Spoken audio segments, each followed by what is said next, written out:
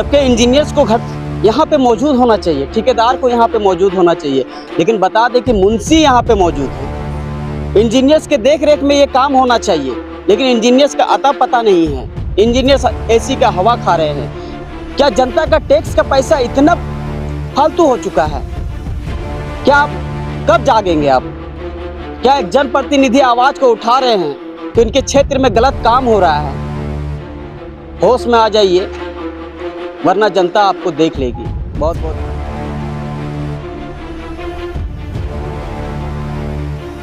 कल उनसे जब मैंने कहा तो हमारे सवालों का जवाब देते देते वो लोग कांपने लगे, क्योंकि उन्होंने भ्रष्टाचार किया है। और आगे आप देखेंगे कि जो बालू अलग होता है और मिट्टी अलग होता है। यहाँ डाला जाना था बालू और ये लोग डाल रहे हैं मिट्टी।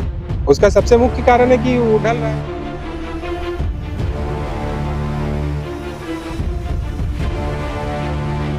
पहले सड़क बनती है, फिर इसको खोदा जाता है। ठीक होता जाता है, इंजीनियर्स को पता होता फिर उसको खोदा जाता है कि क्यों वो नाली बनना छूट गया था।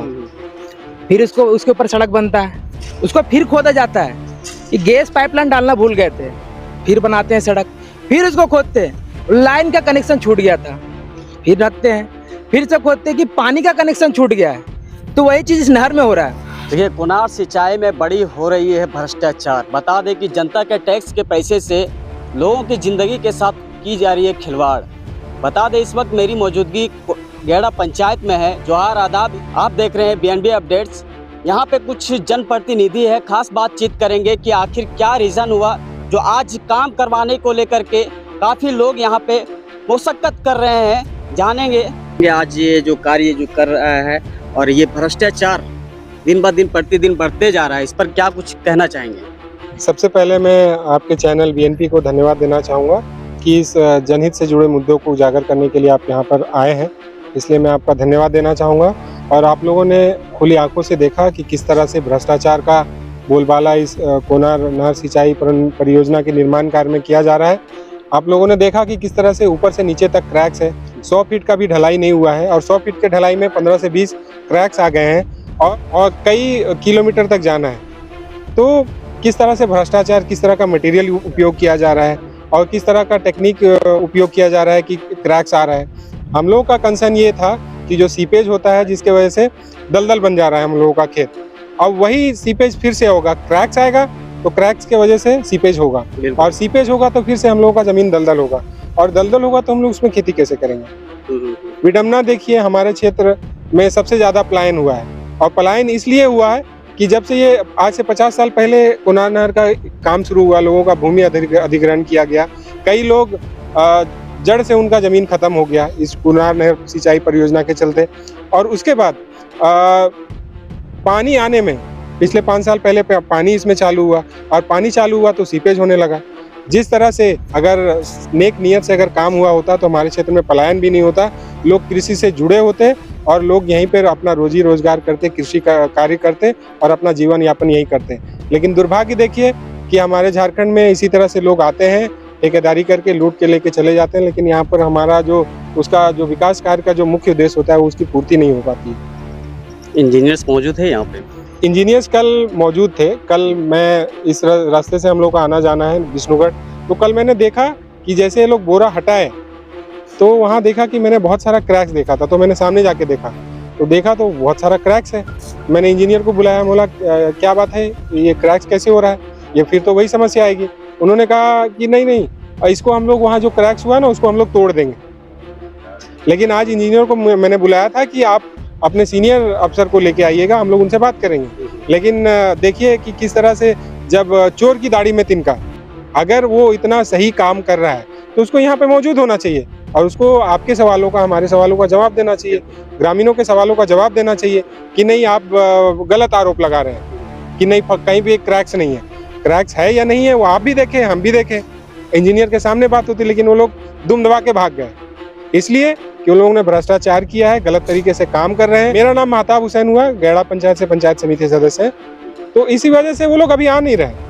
फोन पर अभी बात हुई, वो बोलते हैं कि हम दूसरे देखिए बताना चाहें कि महताब जी खुद जनप्रतिनिधि होने के नाते इंजीनियर्स को कॉल किए, लेकिन इतना भ्रष्टाचार हो चुके हैं ठेकेदार और इंजीनियर्स कि उनके कॉल करने के बावजूद भी धरातल पर नहीं आ रहे हैं। जी हाँ, वो नहीं आ रहे हैं। कल उनसे जब मैंने कहा तो हमारे सवालों का जवाब देते देते वो लोग कांपने लगे, क्योंकि उन्होंने भ्रष्टाचार किया है। और आगे आप देखेंगे कि जो बालू अलग होता है और मिट्टी अलग होता है, यहाँ डाला जाना था बालू और ये लोग डाल रहे हैं मिट्टी। उसका सबसे मुख्य कारण है कि वो ढल रहा है। साथ ही साथ ये भी हो सकता है जो मटेरियल यूज करते हैं, अब मटेरियल का जो मिक्सिंग है यहाँ तो होता नहीं है, प्लांट में होता है। प्लांट में बन के आता है और उसमें क्या कितना सीमेंट, कितना बालू, कितना कंक्रीट डाला हुआ है ये तो हम लोग नहीं जानते हैं। जाहिर सी बात है अगर वो फट रहा है तो बहुत ही कम मात्रा में डाला गया है, पैसा बचाने के लिए, भ्रष्टाचार करने के लिए। और मैं आपको बता दूं कि अभी हम लोग सांकेतिक रूप से आज इंजीनियर को बुलाने आए थे। हम लोग का मकसद ये नहीं है कि हम लोग काम बंद करें या विकास कार्य में आप लोग बाधा भी चाहते हैं कि ये काम अच्छा से हो, कार्य प्रॉपर तरीके से हो, जिससे इसका लाइफ ज्यादा लंबा चले बिल्कुल और इससे ग्रामीणों को लाभ हो। बिल्कुल। लेकिन कंपनी और ठेकेदार का उद्देश्य है कि सिर्फ पैसा कमाना। अब जहाँ सिर्फ पैसा कमाना ही मात्र उद्देश्य होगा वहाँ तो भ्रष्टाचार होगा ही। सरकार से क्या कुछ कहना चाहेंगे आप? सरकार से हम यही कहना चाहते हैं कि अरबों खरबों जनता का टैक्स का पैसा जो है वो इस सिंचाई परियोजना में जा रहा है और आप इस पर संज्ञान लीजिए और इस कार्य में जो भ्रष्टाचार हो रहा है बड़े पैमाने पर उस पर रोक लगाई जाए और ग्रामीणों की आवाज़ को सुनी जाए। स्थानीय लोगों को यहाँ पर निगरानी के लिए दिया जाए ताकि वो लोग देख रेख कर सके कि सही तरीके से काम हो रहा है कि नहीं। आज आप देखेंगे कि आज पानी पटा रहे हैं, कल जब मैं आया और जब मैं इस आवाज़ को उठाया कि क्रैक्स कैसे आ रहा है तो आज से ये लोग पानी पटा रहे हैं, तो वरना पानी भी नहीं डाल रहे थे ढलाई में। मतलब इतना भ्रष्टाचार हो इतना रहा है। भ्रष्टाचार है। मतलब आपके कहने पर ये पानी डालना शुरू हुआ है? हमारे कहने पे पानी डालना शुरू किए, नहीं तो ये लोग पानी भी नहीं डाल रहे थे। कम से कम 10 दिन पानी डालना है लेकिन पानी भी नहीं डाल रहे हैं लोग। देख लीजिए किस तरह इंजीनियर्स और ठेकेदार आंख में पट्टी बांध करके सोए हुए हैं। वो मस्त में एसी के हवा ले रहे हैं और आम जनता यहाँ पे परेशान है कि अगर उनकी आवाज़ को यहाँ पे ना उठाया जाए तो क्या कुछ हमें और देखने के लिए मिलेगा। जी, क्या कुछ कहना चाहेंगे?